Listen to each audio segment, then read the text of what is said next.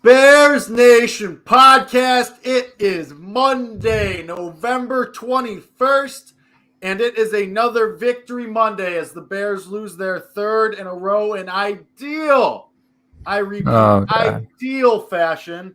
And you are now poised to have a top five, nay, allow me to say a top three pick in the NFL draft, or as you are tied for the second worst record in the league. You are tied with the Carolina Panthers for the second overall pick. And ladies and gentlemen, the Carolina Panthers this week play, if I'm not mistaken, let me just make sure I'm right first before I continue on this little vocal sojourn, as it were. I'm right. They play the Denver Broncos and cooked Russell Wilson at home.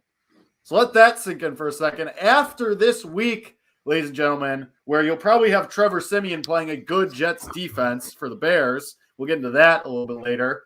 But Carolina Panthers welcome the Denver Broncos, the underwhelming Denver Broncos. The Denver Broncos who lost to the Las Vegas Raiders and Josh McDaniels this past weekend. There's a real chance by this time next week, Kevin Lapka, Chicago Bears will be in sole possession of the second overall pick going into the 2023 NFL draft after you, again, I reiterate, lose in ideal fashion to the Atlanta Falcons 27-24. Justin Fields plays really well again. Obviously, the ending doesn't go exactly how you want concerning his health. We'll get into that. Kevin Lapka will give us some insight into that. But once again, I would like to welcome you all to this edition of Bears Nation podcast hosted by myself, Jake Hassan, joined as always by Kevin Lapka. How we doing, bud? Good, and you called it, man. We got to give Jake a little bit of credit here. I put out a video on TikTok and Instagram around the socials. If you guys listened to this show last week, the pregame show, if you remember Jake's bold prediction, it was this. He said the Chicago Bears are going to lose, and the defining moment will be a Cordero Patterson kickoff return touchdown. And that is, I don't know if it was the defining moment, but it was technically, statistically, the difference in the game. You know, had that not happened, you could say that you pull 7 points off the board and they win the game, right? So credit to Jay. That was spot on. And actually, it wasn't just that. You nailed your Cole Kmet pick. You said just keep going over on yards on him, which it was like. I swept, Kevin Lapka. I think that's what they call a clean sweep. I not only was the only one on this show to pick the Falcons to win, but I also went 3 for 3 on my bold prediction / props. So, yes, I would call that a clean sweep. Feel pretty good about it. Feel great about it, actually. And now the Bears are on track to have a top 3 pick, maybe a top 2 pick in the draft. I feel personally pretty damn good about myself. You should. It's a job well done. It's a job well done. You've actually been doing pretty well on the bold predictions too. So you deserve a little bit of credit. What was the third one that you nailed? What was the third one? 75 plus rushing yards all right over. That's right, which was always just a lock week after week after week, but not next week because he likely will not play. So do we break that down?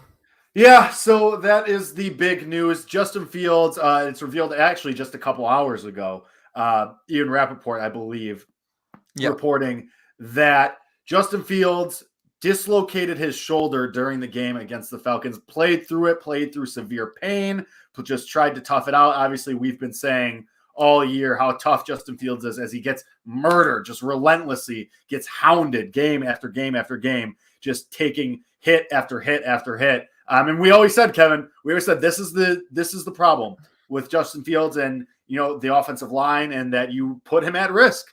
The more you trot him out there, and obviously, of course, when you set him out on designed runs, he's going to take more hits as well. He actually did a nice job sliding and getting rid of the ball throughout that game, I thought, for the most part. But this was always a concern. This was always a concern this year with how poor this offensive line has played, that this was going to happen at this point. And it's honestly a shock, as Shane M. kind of alludes to. It's a shock that it didn't happen sooner, to be honest. Then it's a miracle almost that he made it this far, especially after some of those games in the beginning of the year when he was just constantly getting hit and barely getting throws off. But Justin Fields dislocates his left shoulder, his non-throwing shoulder. Matt Eberflus says he is day-to-day and that his situation for Sunday is TBD.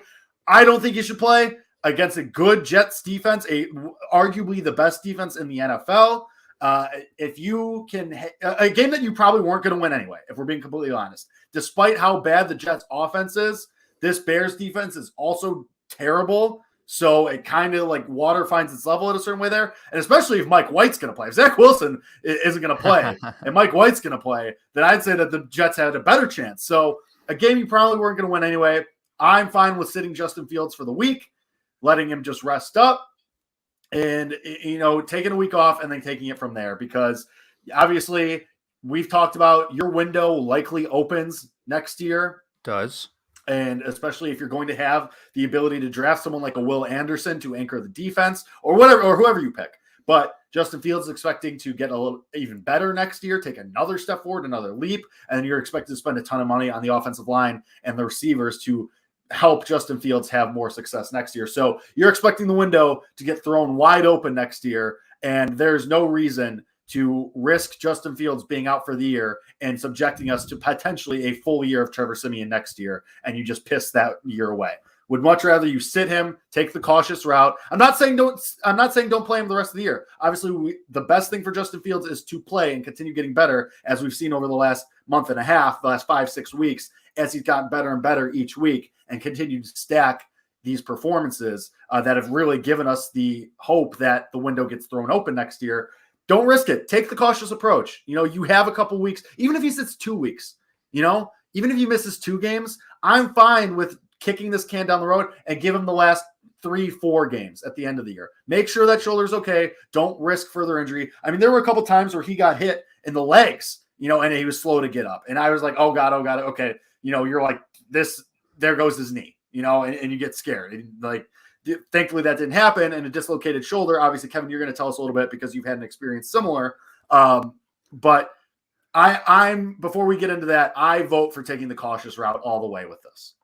You absolutely have to. And let's just get into it. So I have dislocated my right shoulder, and I also have a torn labrum in my left shoulder. So it's important noting that this is Justin Fields' left shoulder. So not his throwing shoulder, and that does change a lot of the way we view the recovery process here and the decisions that are going to be made. If it was his right shoulder, he's done. He's out for the season, gets surgery tomorrow. Like that is without a question, because for as much force and pressure you're putting on that, you cannot play through a right shoulder dislocation. So what happens really, most of the time, what happened to me is when you dislocate your shoulder, you tear your labrum, because your labrum, and a little bit of anatomy here, is the muscle that is the bumper for the shoulder. For the shoulder to keep it in the socket. So when you dislocate your shoulder, it tears right through the labrum, and that's what causes it to dislocate. It goes right through that bumper. So if I had to guess as well, we haven't heard this, but it has to be, it pretty much is almost a guarantee that he also has a torn labrum. So what you see a lot of guys do is you see Dalvin Cook, I think Mitch had a similar injury, right? Something that I don't know if he dislocated, but a similar shoulder injury in 2019. Rotator something cuff, like maybe. that, right? But I do want to say it was his throwing shoulder. I think it was his rotator cuff. Right. So rotator. Baker Mayfield had this injury either. Right. Baker Mayfield. It's pretty common, actually. And the moment I saw Justin Fields go down and hold that shoulder, I knew it was dislocated. Because I've seen it, and it's happened to me, and I knew exactly what was going on there. So what he can do, and the reason why they say it day to day is, although you tear that labrum and your non-throwing shoulder, if you just strengthen it enough a little bit to where it's not susceptible to popping out, all the time, you do a little bit of rehab, let it heal a little bit, you can play through it. 100% can play through it. I've got a torn labrum in my left shoulder, and I played through that for years. But I didn't dislocate that one. So the difference with the dislocation is this. If you don't get surgery, and this is what the surgeon told me when I dislocated my right shoulder, if you don't get surgery and you go through the route of physical therapy and rehab and just strengthening, not just the labrum, but the muscles around it to prevent it from popping out, your dislocation rate is still like anywhere between 7 to 90%, like in the future at any time. Like it is probably going to get redislocated. If you get surgery, it's about a 4 to 5 month, 5 to 6 month recovery, but that dislocation rate goes down to 0 to 10%. Like if the surgery's done well and you rehab it correctly, you probably shouldn't dislocate it for the rest of your career.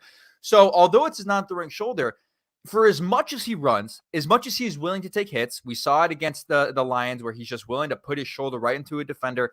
I am honestly, if it is a torn labrum and other things are messed up there, I would say sit him for the rest of the year, get surgery now so that, given a 5 to 6 month schedule, he's back around April, May. He's there in time for OTAs. He's there in time for training camp, for a full, camp with, new receivers, whoever may be from the draft, right? To build those connections. You don't want to miss any time in those crucial months. So given the extent of that injury, I just say get the surgery now. Like, keep him out, get the surgery now, heal it up, so that way in the future of his career, for a player that we believe is going to be, susceptible to being hit for the rest of his career, we can argue that Justin Fields should not be running as much, but it's going to be part of his game. Like, this is a defining moment of his game. He will never just be solely a pocket passer. This will always be a part of his game because that's what's going to make him great.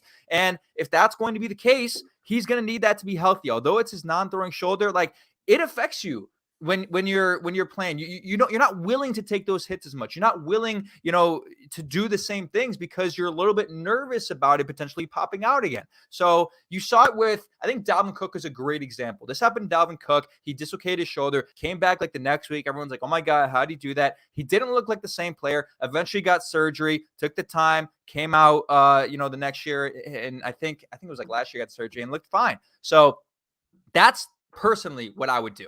And if anything, it goes to your point, if he goes out and he's out for the rest of the year and then Simeon comes in, you pretty much lock yourself into a top 3 pick. The Bears are not winning another game. They might win one game, whichever Simeon.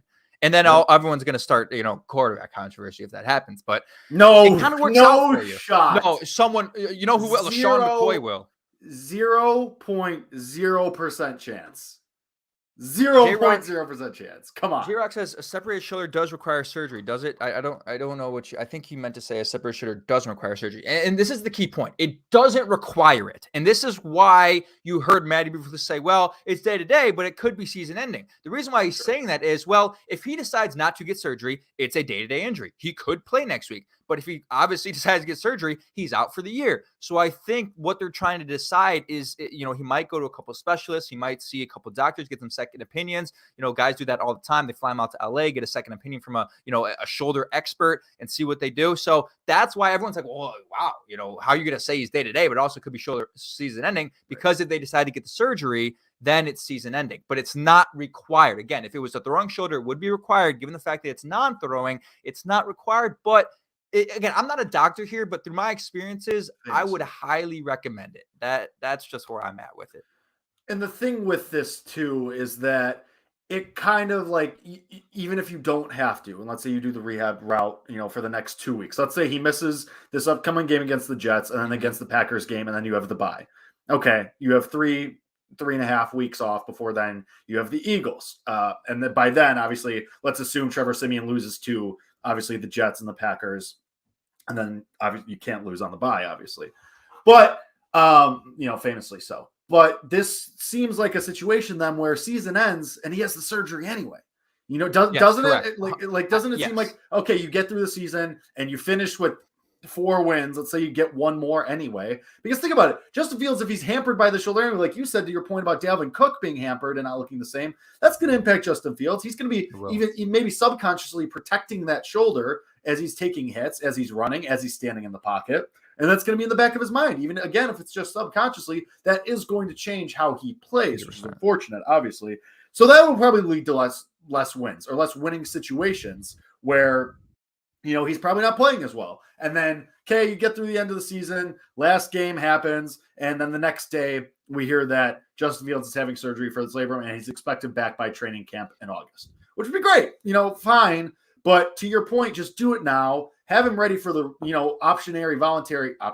voluntary mini camp when, to your point, he can work with whoever you sign for the offensive line or for the wide receivers or whoever you draft for those positions and have him there. And he's your leader. He's your guy. So you'd rather have him there. And I know, and obviously it's a little different, but, the Bengals didn't have Joe Burrow around for most of their preseason activities. And look how things started for them. Obviously they're playing better now, but kind of similar in the jump that we're expecting Justin Fields to make. And obviously the Bengals had, without Joe Burrow after the ACL injury for a while too. So not exactly apples to apples here, but similar. If you're going to do the surgery anyway, I guess is my point. If you're going to do it, why not do it tomorrow instead of doing it on, January 28th or whatever? What's the point? Yeah. Just get ahead of the situation. You're not expecting to win many games anyway. Trevor Siemian, then you trot him out there. You could say, hey, we're trying to win games. We're fighting, but you're losing anyway because you have a significant downgrade from your starter to your backup. Trevor Siemian's fine. He's probably one of the better backups in the league. Right. The Jets probably wish they had him right now. But, the way Justin Fields has been playing just at such a level, and you've been losing anyway, what do you think is going to happen when you put the statue that is Trevor Siemian back there? Obviously, but then you don't even have to make excuses. And then we can stop seeing these pieces and these tweets that, Justin Fields lacks the ability to go win a game. Okay, pal. Then we can stop doing that too. We can stop doing that. It's like, we expect to lose because it's Trevor Siemian in front of this already terrible offensive line with these already terrible weapons. Yeah, you're 100% right. There's just no benefit to bringing him back. Like if he were to stay out, it's alluding to your point. Okay, he rehabs for a couple weeks and then, he's coming back for what reason? To build connections with Chase Claypool? That's like the only thing I can think of. Sure. And I feel like Justin's the type of guy where, if he's out there, he's going to play his hardest. Like he's not going to, sure. If they're 3-11 and he's put back out there, like he's going to try to put the team on his back and win a game. That's what a lot of guys do. You love the game so much. That's what you're going to do. Like he's not just going to sit there and be out there to be out there and not give it his all. You know what I mean? So it's just not worth it. Because you run the risk of, okay, he's going to wear a harness probably, and he's going to rehab it, and he comes out there. He could easily re-dislocate it. He easily could. Like my friend also had the same exact injury as me. He played hockey. He re-dislocated it 9 times. And then after all the re-dislocations, it makes the surgery a lot harder to do. Right. So the more you kind of put stress on it, the harder it is, to repair it correctly. So don't run the risk of any of that.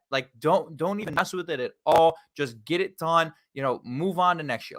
I honestly think they're probably pondering that right now. I think in the next couple of days, you'll see, all these reports, Justin looking at his shoulder doctors, trying to figure out what to do, pondering surgery. And if think about the way Ryan Poles has approached this season, and he obviously is going to have a voice in this.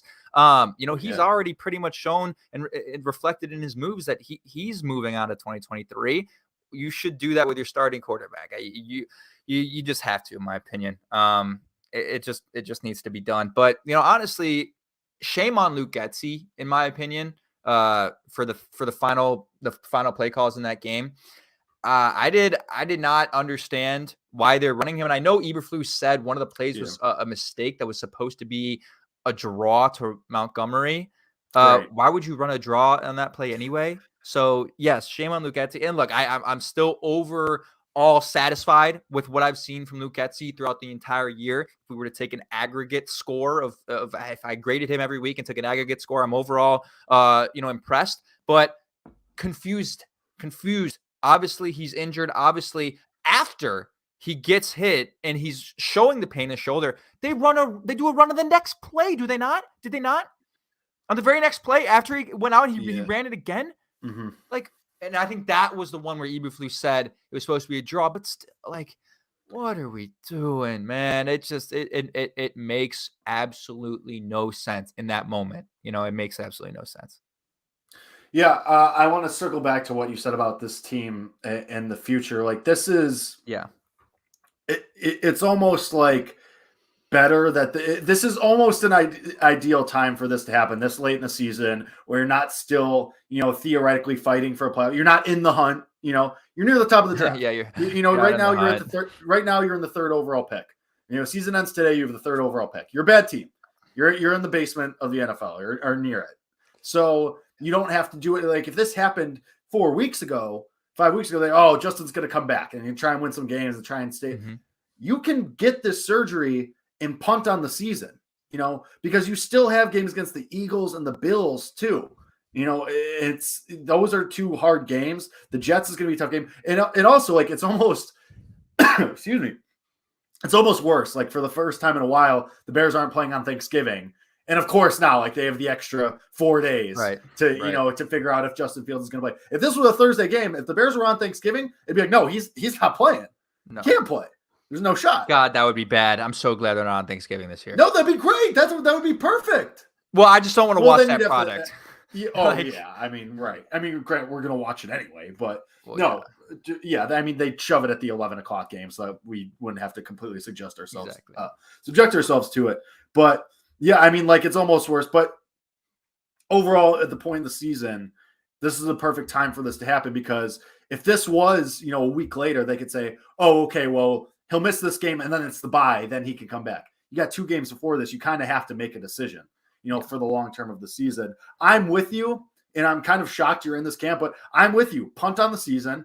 You saw the only there's no benefit. right. Well, the Every only fan so should see it that way. that was going to be my next point. I could see the other, like playing devil's advocate. I don't agree with this take, but I'm presenting this as I can see this train of thought being, well, Justin Fields has just put together the 6 best weeks of his career, 5 best weeks of his career, whatever.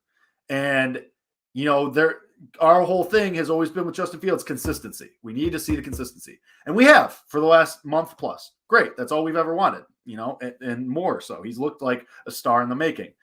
I could see the argument that you want him out there to continue stacking these performances so then you can go into next season. And granted, me and you are in the camp that he's the guy, he's the dude, he can do this. But I can see the argument for continuing to stack those good performances and, not ending this season on kind of a sad note of shoulder surgery. I can see that. I don't agree with it. That's not what I'm saying that I think should happen. I'm with you. I think they should just get the surgery done, have it over, hit the reset. Okay, you're ready for next year. But I do see the school of thought of him continuing to go out there and continuing to string these performances together and play well. That's assuming he plays well, because like we said, he might not. I mean, his play might suffer a pretty significant amount due to this shoulder injury too.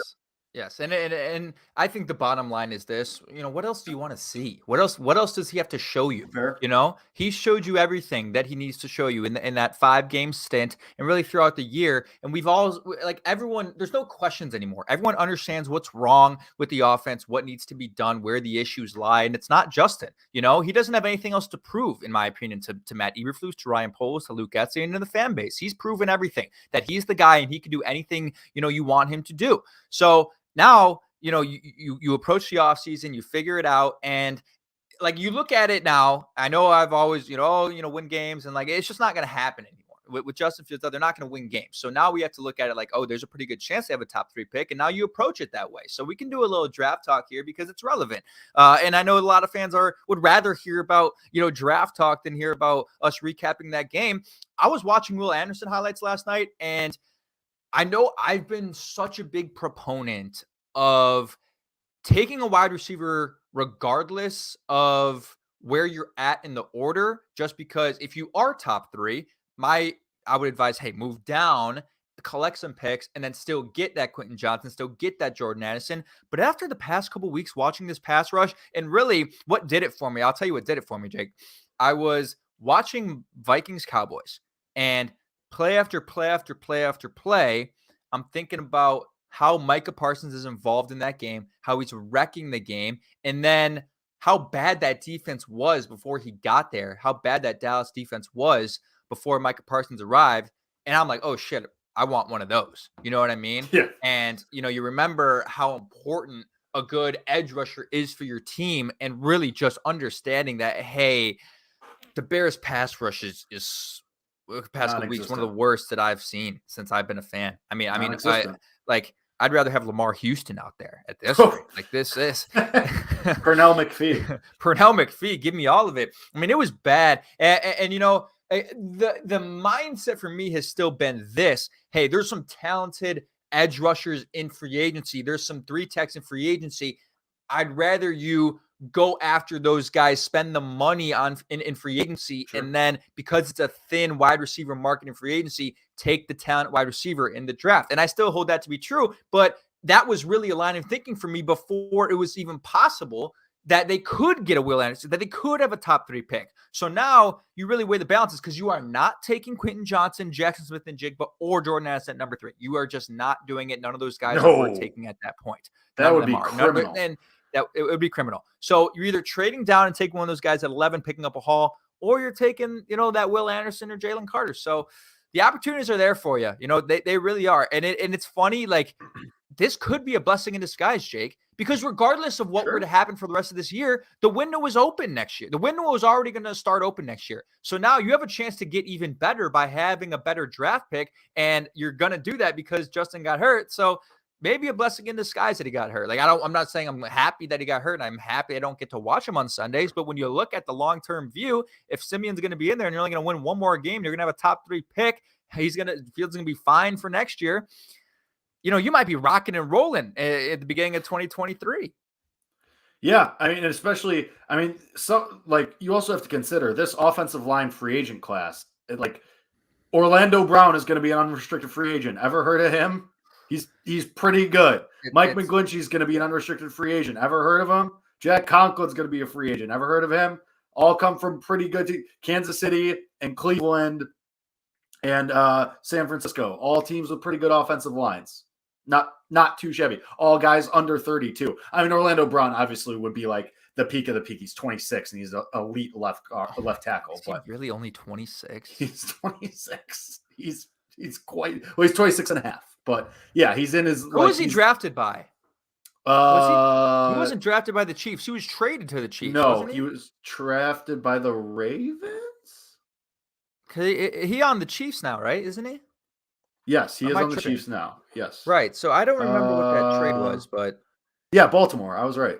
Yeah, I knew it was Baltimore, but I was like, I don't even remember that trade at all. But yes, pretty good. It's first round pick, third round pick, fourth round pick, and the 2022 fifth. Yeah, that was last year.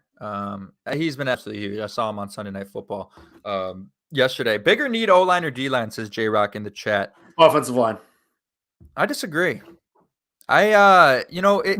Again, so I guess with everyone healthy. Well, I guess that also depends on who are you drafting, Will Anderson or Pete Skoronski at number 3, let's say. That factors into it. If you were to take a first round pick on O-line, I would also vote Anderson. But if you're saying we're drafting Anderson, then it's O-line, 100%. 100. And I might even say so anyway, because quarterback's the most important position. You have to, that is far and away needs to, I get it. And we'll get into the Tevin Jenkins situation because what the hell. But the offensive line, you've seen how bad this is. You really want Riley Reif coming back another year? You really think that Michael Schofield's going to sit here and get doinked in the back of the head for another year? No, so that's where I'm saying. So again, we did this the other week, and it's important to remember. So you have left tackle Braxton Jones, who's here to stay. I don't think they're going to try to upgrade there. It wouldn't make a ton of sense. Unless it's Orlando Brown. Unless it's Orlando Brown, which in that case, fuck yes, do it. Sign me up. Yes. Cody Whitehair's not going anywhere. He hasn't been great this year, but you really going to try to spend money to upgrade left guard? Probably not. He's average to above average, and you can't afford to just let him walk away.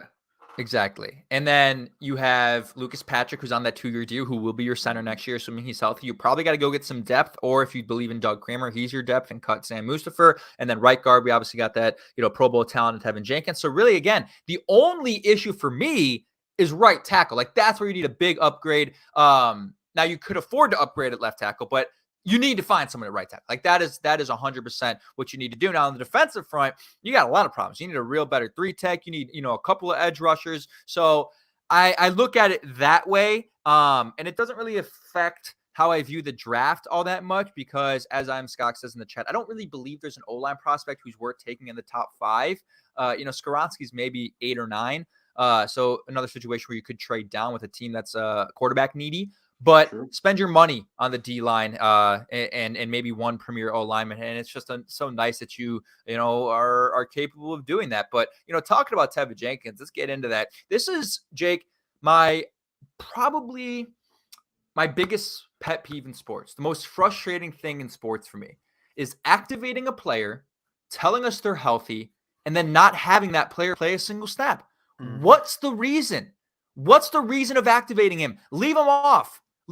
Activate N'Keal Harry instead. Why are you activating on him and not having him play a single snap, especially when the other guy's been a complete liability all year? Yeah. Or not all year, I'm with you.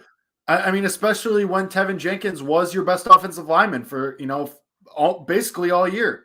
Ever since he returned to the starting lineup, he's been your best offensive lineman. He's also one of your only pieces on the offense right now. granted on the whole team, that is good, you want to be here for the foreseeable future. He's on the second year of a rookie contract. This guy you're assuming is going to be here and be in front of Justin Fields for the next, hopefully 3 to 4, 5, 6, X amount of years. Yeah. And he's not playing. Like, if he's not healthy, fine, get that. Don't play him. He has had these back issues and whatever. But, Jenkins, if you're going to have him active, play him. Like, it's very weird. It's very bizarre. This whole Tevin Jenkins tenure in Chicago has constantly been shrouded and, hampered by just these weird situations that we don't ever really get an answer to. Oh, he has this back injury and he's out most of the year. And okay, now he's going to play, but sparingly in his rookie year, and he'll be here and there. And, you're never really going to know when you see him. Okay, well, now the new regime maybe wants to trade him or maybe, just move on from him because they're not sure. Actually, now he's going to be starting. And okay, now he's your best offensive lineman. Okay, now he has another injury. And okay, now he's not playing. He's healthy, but he's not going to play at all. Yeah. It's just bizarre. It's just very, very weird, especially with, like Josh says in the chat, Schofield has not been good. He's been bad. He was a liability. Yeah, and so much so that Justin Fields hit him in the head. It's like trying to hey, buddy, figure it out. Yeah, so it's if Jenkins isn't healthy, fine. I can accept that. Protect the assets, the small amount of assets that you have. Protect those, which is why we just spent a bunch of time talking about Justin Fields and maybe why you should sit him for the rest of the year. But if he's going to be active, play him. To your point, if he's not, play N'Keal Harry. He's a guy that that you gave him a draft pick for. Granted, a 7th rounder, but still, play him. See what you have. Get Alex Leatherwood in there. He's a guy you picked up who was a former 1st-round pick. See if he's worth literally anything instead of just taking up air on the sideline.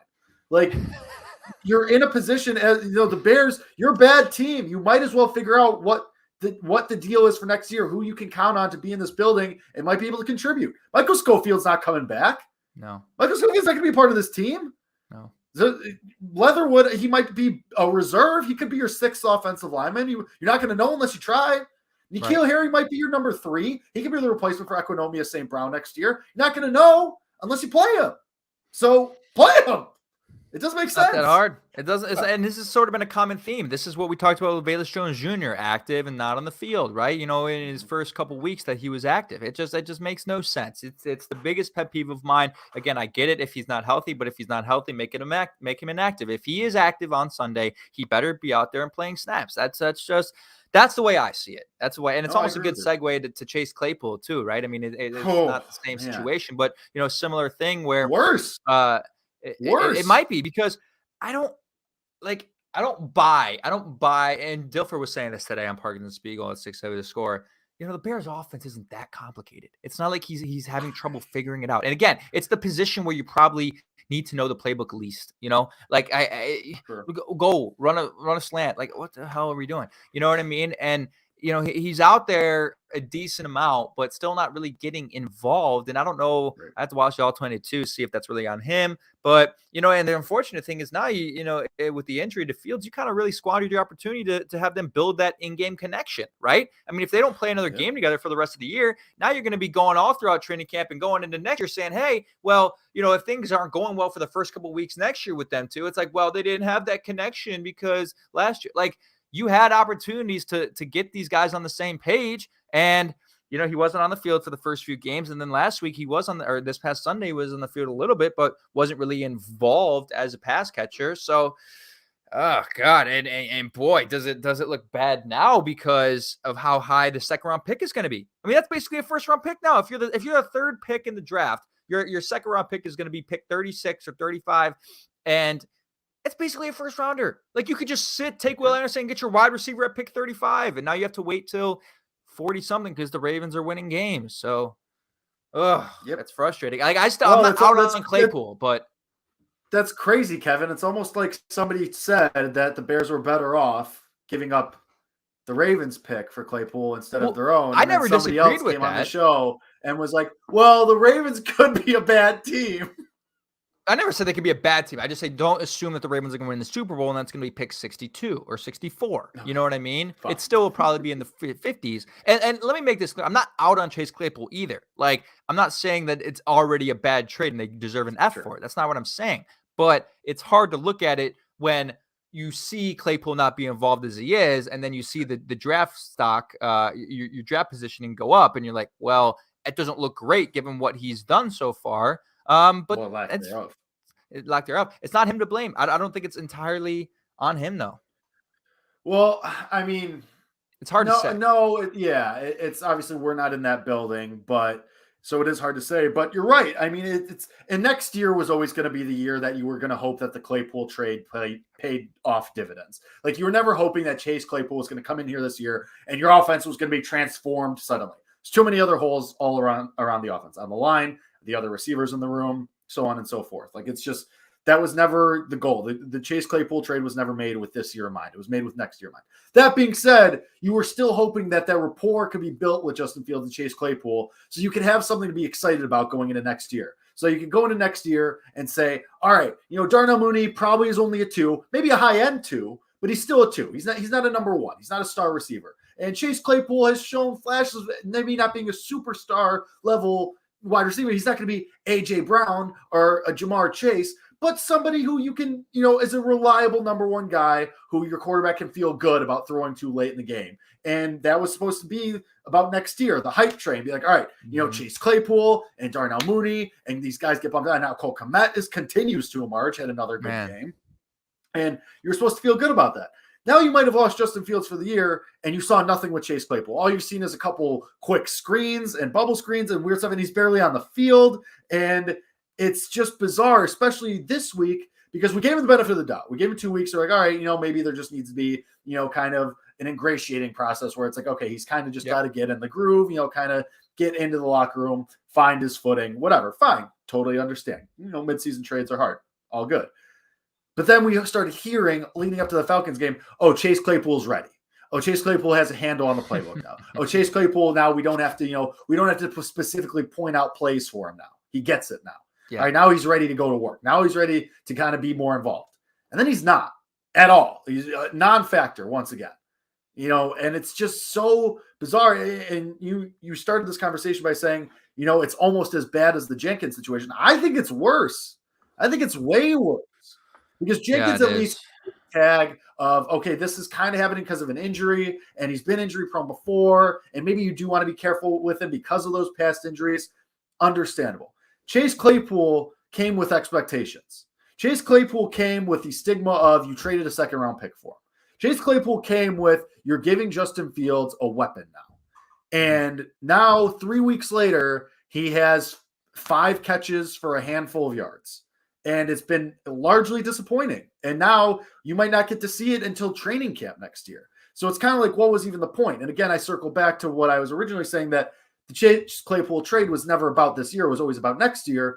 But it leaves you with a bad taste in your mouth. And I don't blame any Bears fans that are like, well, what the hell did we trade a second-round pick for? Like, to your point, Kevin, that could have turned into one of these receivers who, as it stands now, these receivers continue to fall farther and farther back in this draft as they continue to not really play so well.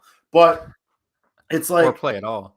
Right. And it's like, well, what was the point? It leaves you with a bad taste, especially when it's, all right, well, Justin Fields is done, and now we have this receiver. What's the point of having him? And the defense sucks, and blah, blah, blah, blah. And it's very disappointing. It's very bizarre. And, Scotch makes a good point. I actually have a hunch Simeon is going to force feed Chase. I believe that. I mean, we've seen that before with veteran quarterbacks who come in. I mean, look what happened with Joe Flacco and what's his face, Elijah Moore. Joe Flacco loved Elijah Moore. Did he? In New York. And then Zach Wilson came in, and Elijah Moore just kind of fell off the face of the earth. And it was bizarre. And then so much so that he was like, I want out of here. They won't give me the ball. Kind of the same thing. So I could kind of see that. And maybe that's the best case scenario. Maybe if Justin Fields tomorrow gets announced that he's having shoulder surgery and we're not going to see him for the rest of the year, maybe that's what you have to root for, that Trevor Siemian is going to continue to feed Cole Kmet and help his star continue to ascend, and that Chase Claypool gets more involved. I don't know. It remains to be seen what that silver lining is going to have to be, if there even is one, instead of all of us going out there and sitting on the edge of our seat and hoping Justin Fields doesn't get more hurt. But, yeah, I mean, the Chase Claypool thing so far has been a complete dud. I mean, I think part of it is you're going to see them pass the ball more, I think, with Simeon, just because they're going to probably, because they know they have to, right? I mean, they're going to run the ball a lot, but if he's going to be sitting in the pocket, they're going to design a lot of these, little quick things for him. Right. He's not going to hold on to the ball. He's not going to hold on to the ball, and then he's not going to escape the pocket or anything like that. He's going to be sitting in there and trying to deliver to those guys trying to force it because he has no choice. And again, it's confusing. It's confusing because it's hard to evaluate sometimes because still, like, he has to spread the ball around. He likes Darnell Mooney. He likes Cole Kmet, and he's only throwing the ball 21 times a game. Like, it's not really even possible to say that Chase Claypool should be getting ever 5 receptions in a game or 6 or 7 because he's just not throwing the ball enough to where he can get it to that, to those guys. So that's part of it too, in my opinion, is, they aren't throwing enough to really give everyone full opportunities. And that goes down the depth chart. Like,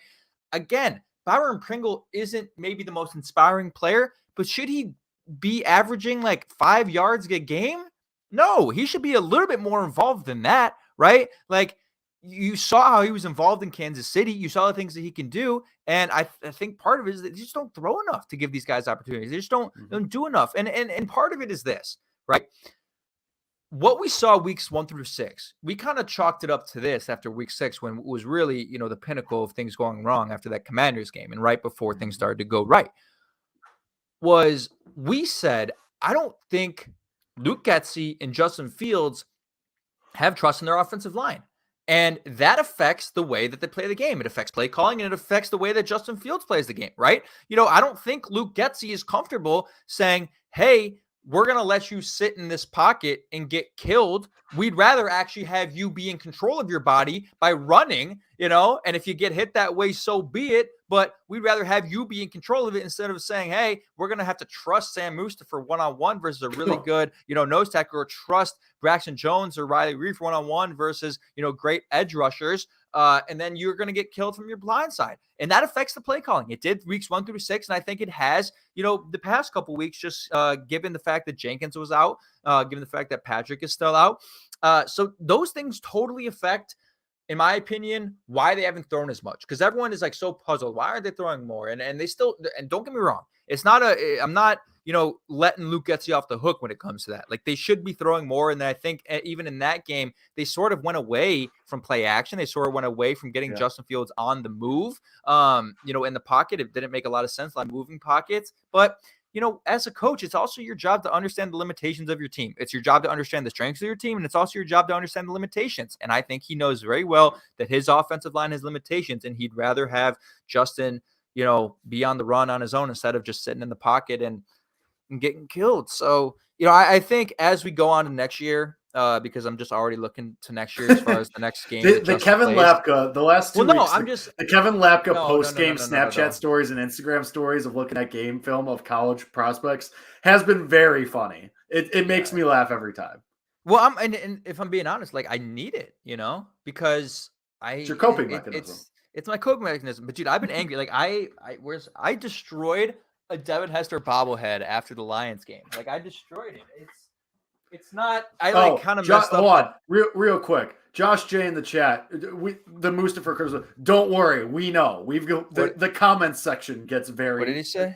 Oh, careful with the Mustipher criticism. Olin gets upset, or so I've heard. Now the comments get upset. The people on TikTok get upset if you talk about Sam Mustipher and how he's bad every time. Go to our TikTok and see my rant from a couple weeks ago. Yeah, that was good. Evergreen.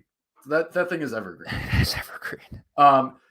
Yeah, I was wondering what the fate of the bobbleheads became, because you famously posted this week that you had to pivot to new bobbleheads, and I was wondering if maybe that was a choice or if that was a necessity, and it appears my question was answered. It was a choice. I mean, I don't know. Like, he's a little mangled, and this is a nice bobblehead. He didn't deserve it. It's a nice bobblehead. I was gonna say, damn. It was Bears Chiefs Sunday Night Football 2019, and I didn't even know they were giving them out. I was like, I'll take a Devin Hester bobblehead, but I still got Dick Butkus and Gale Sayers, so we're not destroying those ones. Those guys, we like. All right, a couple more things that I want to hit from this game. Cole Kmet still has another good game, and not Yep. what we came to expect the last couple of games, but 3 catches, 35 yards, a big catch with the one-handed grab, which was awesome, Justin Jefferson-esque, if you will. But it was great, a Oh, really I don't know really about nice that. catch. Cole Kmet continues to be involved. He continues to be the clear number 2 in this offense. Justin Fields clearly trusts him to make plays and to be that safety blanket and make chunk plays. And that's all we've ever said. Cole Kmet continued to say he's not going to be Travis Kelce, but he can be really good. And he can be someone that is reliable and a big part of this offense going forward. So that continues to be a bright spot. I did enjoy I did this. This was simultaneously enjoyable and also a little frustrating. They did take one deep shot to Darnell Mooney early in the game, and then it seems like they went away from it. And this has been time and again with the Bears play calling, Luke Getsy's play calling, where there's one shot taken early in the game down the sideline, and it falls incomplete, and then it doesn't get involved again. Justin Fields, this time this one was a little on him. He did overthrow Darnell Mooney a bit. I also thought Darnell Mooney slowed down a little bit, but maybe he just lost the ball for a second. Totally understandable. Whatever it happens, eventually those are going to start to fall. As we've said, it was unfortunate because if he did hit it, would have been a walk-in touchdown for Darnell Mooney. And maybe things change in that game, but those eventually start to fall. But then they get conservative and they go to the run, and then they don't try to air it out as much anymore, take those shots. And it's very weird. And maybe it is just because of the personnel you have. And maybe it's just because Chase Claypool hasn't been what you thought he was going to be, but it's interesting. I don't know. It's also interesting when you know your opponent. Like, clearly they went into that. That was the first. Was that the first drive of the game that they did Second, that? I believe. Second, it was early, right? It was early, and yes. I think it would have been Darnell Mooney's second touchdown. Right. And they listen to Bears Nation podcast. They know we talked all episode about how bad that pass defense is, how bad the secondary is. Let's attack them early, and they did, and it worked pretty much. And then they just forget about it. It just doesn't make any sense. Like, remember your opponent. They didn't just magically get better because you threw incomplete down the field. And J Rock is sort of correct about the line can't block enough to throw deep. It goes back to that point where they know that, and they're probably not designing plays because of that. Where you're just gonna send guys 4 verts and give Justin no option to complete something underneath, right? They can't do that all the time. So that'll change next year as well. But that was frustrating. Now, here's a question for you. Better catch, Cole Kmet last week against the Falcons or Darnell Mooney against the Vikings? Who had the better one-handed catch? Ooh. Do you remember that Mooney one? Yeah. I got to say Mooney. I also lean Mooney. But also getting hit the way Cole Kmet did and holding on to it. I mean, they're both for different reasons very, very good and incredible, like spectacular in both ways. But it's nice that you have guys that at least can make those plays. So I would say Mooney. Yeah, I think that one's better. All right. Before we start to wrap this up, one last thing. The Velus Jones Jr. weekly tracker did have a kick return to open the game that was very encouraging. And then we didn't see him again. and then that was the only time we saw him. And it was a great return, and it started the game fast, but he did almost lose that kick. he bobbled it for a second. And then he turned it into a big gain. But where are we at with Velus Jones Jr.? Kevin Lapka, the floor is yours. I think we know. I think we know what he is, and I think we were right about him. He was drafted to be your, gadget guy kick returner. He was drafted to be that. I mean, that's all he is to them right now, is he can give you a burst maybe on a kick return, but he's not going to see the field consistently as a pass catcher. He'll get involved to run a fake jet sweep every once in a while, and maybe one time he'll actually get the ball on a jet sweep. But other than that, he is not a viable option as a pass catcher, and it seems like they're comfortable with that. Again, like, is there a chance that, they go into the offseason and things change and it gets acclimated? Yeah, but like at some point, we can't look at it that way with every single guy. At some point, you got to be on the field making plays. You're a 3rd-round pick. You're fully healthy. You got to see it. So I think everything that we speculated, and really since draft season, this was our biggest worry. The moment he was drafted is obviously what we do as, if you want to call us analysts or commentators, whatever, is like you try to find the positive of every draft pick. Like it's dumb to be out on a draft pick ever moment when they're drafted, because great draft picks have looked terrible, bad draft picks have looked great. You just do not know. It's impossible to really tell. But we were always a little bit worried that he was going to be just that for this team, that he was going to be the gadget guy and he was going to be a returner, and that's all he was going to be. And that's what you couldn't afford to take in the third round. So I think, Jake, what we've learned is we're right. I just think that's what he is. I just think that's what he is. And if he turns out to be a great kick returner and he provides you with a bunch of plays that put you in good field positioning for the next 3 years, great. That's fine. But it's unfortunate that that's what it has come to. Yeah, I look at it this way. He had more positive plays on Sunday than he did negative plays. Granted, it was only one play, but still, we'll take it. It's better. Granted, it's the only play we really saw him on the field for, but it's better than what we had seen in previous weeks. It's better than being inactive. At least he contributed. Yeah. Maybe that's a jumping off point, and now you can build from there. So I'll take it. It's a groundwork. Last thing. Jaquan Brisker's so good. He's really, really good. Man, he's a dog. He's really good. He's that guy. He's him. He's that guy. Incredible draft pick by Ryan Poles. Just absolutely nailed it. That guy continues to just be an unbelievable. I mean, someone who could potentially be a star. Yeah. Oh, he absolutely could be a star. We already knew that his ceiling is, all pro. I think his ceiling is all pro. Now, where are you at? We did the heat check for Velus Jones Jr. What's your heat check with Kyler Gordon after this game? I mean, the London touchdown. I mean, Gordon wasn't even in the same zip code as Drake London on that. Were they man on that play? I can't remember.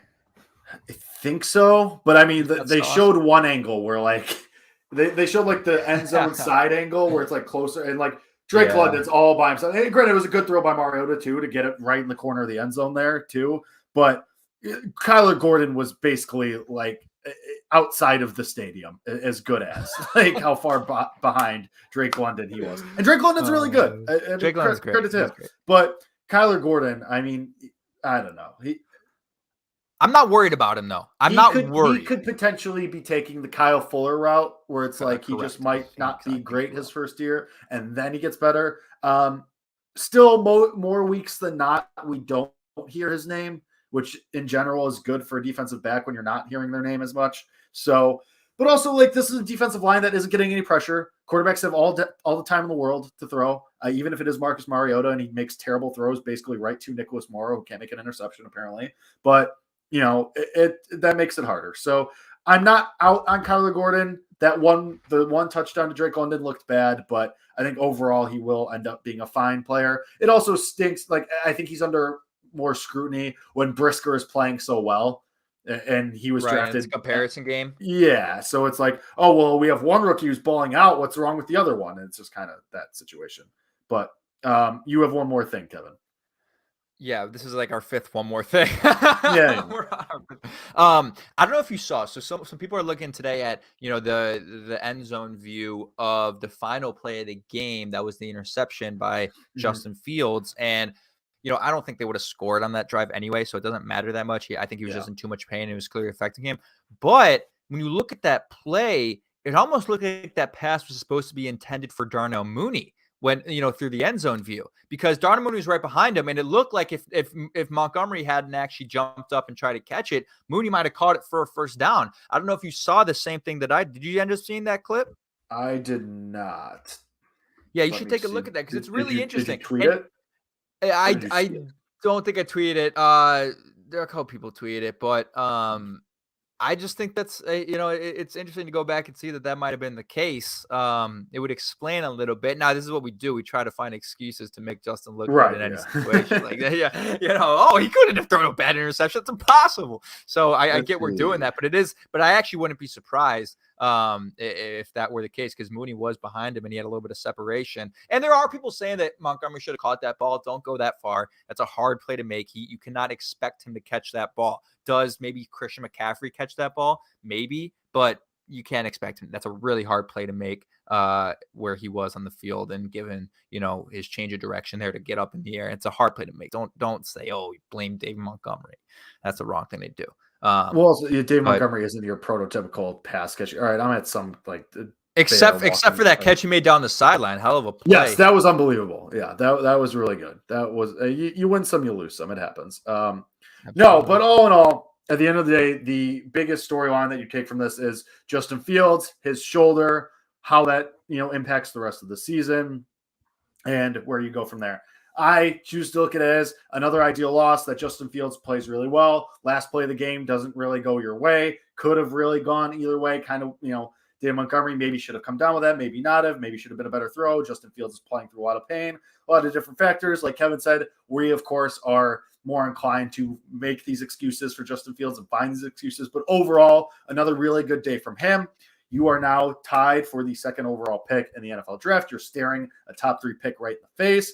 Probably not going to see Justin Fields this week. A marquee matchup of Mike White versus Trevor Siemian coming right down the pipe, ladies and gentlemen. So make sure to come here this show on Wednesday as we break down the New York Jets versus the Chicago Bears.